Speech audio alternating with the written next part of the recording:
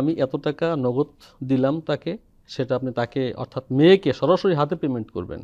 আর যেটা বাকি থাকবে সেটাও মেয়েকে পেমেন্ট করবেন, কিন্তু বলা থাকবে ওখানে যে এত টাকা আমার বকেয়া রইল, বাকি রইল। এই মহারণাটা হচ্ছে ছেলের পক্ষ থেকে পাবে মেয়ে, এর মালিকানা তার, এবং এই ক্ষেত্রে সম্পূর্ণ তার ইখতিয়ার, এবং তার কাছ থেকে জেনে এই বিষয়টা ক্লিয়ার করা উচিত। নব দম্পতি এটা কি, ইসলামে তার উপরে কেন দিক নির্দেশনা দেওয়া হয়েছে? আল্লাহ পাক রব্বুল আলামিন মানব জাতিকে সৃষ্টি করেছেন জোড়ায় জোড়ায়, নারী এবং পুরুষ জোড়ায় জোড়ায় সৃষ্টি করেছেন।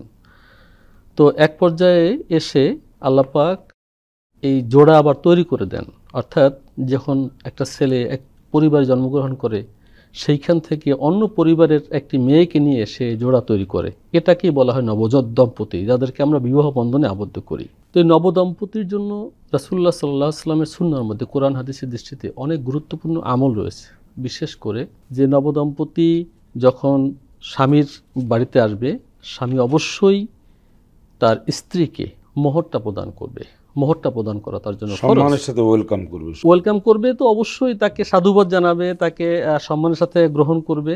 এই বিষয়টা কিন্তু ফরজ। অন্যান্য কাজের সাথে আমরা ওগুলো করে ফেলি ঠিকই, কিন্তু এর সাথে এটা ফরজ। এটা আমরা দেখা যায় যে আমাদের সমাজে অনেক সময় এইটাকে নিয়ে কিন্তু অনেক দুর্বলতা প্রকাশ করে। যারা বিবাহ করে তারা হাত ধরে, পাও ধরে মাপ চায়। এটা কিন্তু ফরজ, এটাকে এই সুযোগটা নাই। প্রয়োজন আপনি বাকিতেও করতে পারেন, নগদেও করতে পারেন।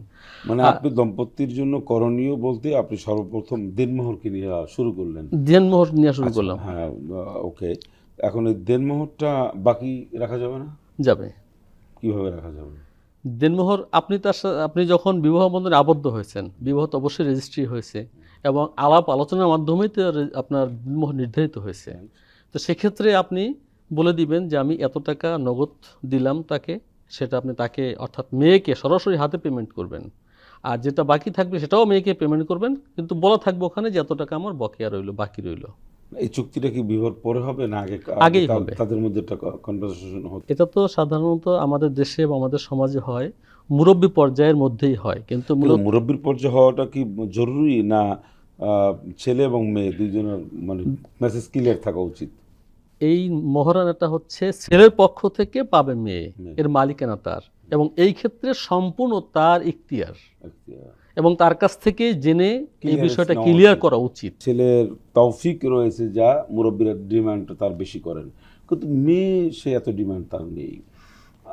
হয়তো অনেক সময় আছে না, মুরব্বীরা বাবা চাচা না দাদা নানা যারা রয়েছে তারা মনে করে যে না, এটা আরও 10 লাখ টাকা হতে হবে, 15 লাখ টাকা হতে হবে। যদি না রাখে, বাবা মনে করেন মেয়েকে না রাখলে, নানা মনে করেন নাতনিকে না রাখলে দিনমোহরটা কম হলে হবে না। এটা কি ঠিক? সমাজে না ছেলের যে অ্যাবিলিটি আছে সেই অ্যাবিলিটির উপরে বেসিস করে এটা রাখবে। জি, আপনি যেটা বলেছেন এটা অনেক অনেক গুরুত্বপূর্ণ বিষয়। অনেক জায়গায় দেখা যায় যে এই মহারণাকে কেন্দ্র করে বিবাহ পর্যন্ত ভেঙে যায়।